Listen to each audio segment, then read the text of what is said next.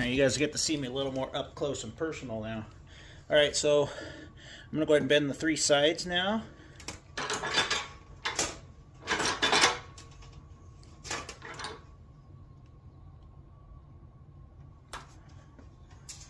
Boom.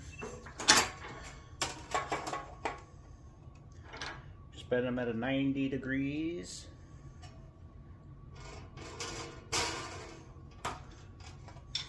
Best you can anyway. I don't have a finger brake, so it's a little hard for me. So you do like that. So you can see I can't get those completely bent over, so I can just finish it off. It's got a memory already. I'll just finish it off with my hands.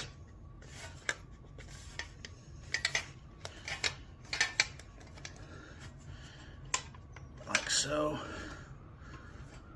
Okay, I'll show you what we do with the bar fold.